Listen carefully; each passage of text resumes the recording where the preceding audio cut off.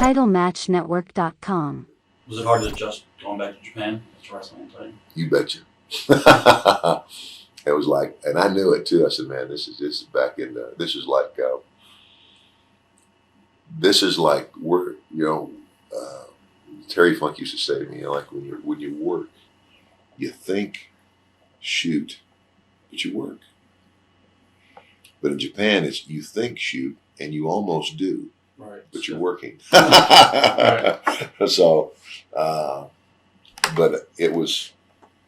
I looked forward to it, and here's the question that I got. All the Japanese magazines. Who is coming back to Japan?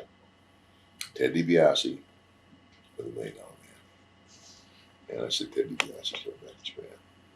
See, because that was the thing that Vince could never understand about the culture over there. They had their own deal. They had their own deal, and they perceived his wrestling as showbiz. Oh, yeah. And even though I think they understood that theirs was too, it was, I don't know, more of a shoot, Right. or more of traditional wrestling. And they were very concerned as to whether I was going to bring the $1 Million character to Japan. But no, I'm going back to the chaps and the vest the cowboy had. So, and I could have been treated better either. Giant Baba treated me wonderfully. They brought me back in the first night I'm in Japan again. I'm at the Budokan in Tokyo, and Stan and I become tag team champions. I was just couldn't have been any better.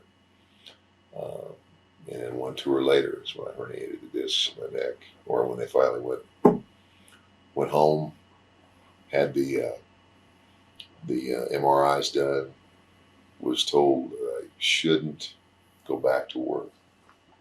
Then I was told that I could probably have surgery and go back to work, but that I would always be at some risk of getting dropped on my head and perhaps paralyzed.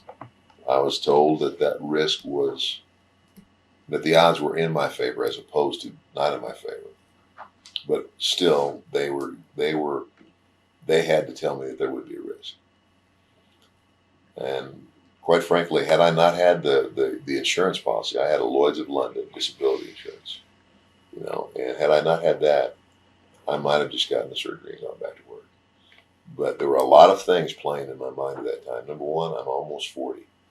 Number two, I've just gone through hell at home. And I've gone through hell at home because I've let this become,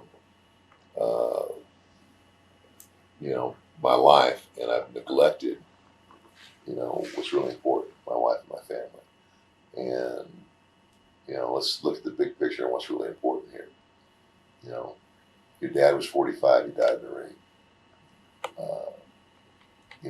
You made a commitment to yourself that you wouldn't stay longer than you should. And then when I added it all up, it said, now's the time. It's time to retire. And I even, I didn't know then. I really didn't know then, because I felt like You went back to Titan now, right? I went back, but I didn't know that was going to happen, because I felt because of the comment that came back to me because Vince said something to me, like the day of the SummerSlam show. He was like, yeah, well, you finally made it out here, I guess. And I went, oh God, he's misinterpreted this. And so I felt like I left there with him having kind of a chip on his shoulder, and right. But I left. The last match I had was in Japan with Abdullah the Butcher. We did one with him too. And when I went back home, I really wasn't sure that I was pretty sure, but I wasn't positively sure. There was one more MRI, and I called the doctor, called the insurance agent, and the rest was history. And I spent 2 or 3 months at home doing nothing, just enjoying my family. And doing that, I gained 20 pounds, just eating like a pig. Went out to L.A. to Gold's Gym in Venice. A buddy of mine, Rich Menzer, out there, was with Gold's. They have since really, Goals has changed hands, and I can't say that the new leadership there is worth a hoot. They really didn't do my buddy right. But anyway, I was getting back in shape. And a guy that helped me get back in shape is a guy that treats those guys at the WWF all the time now, Francois. Mm. Yeah, it's great. He's great.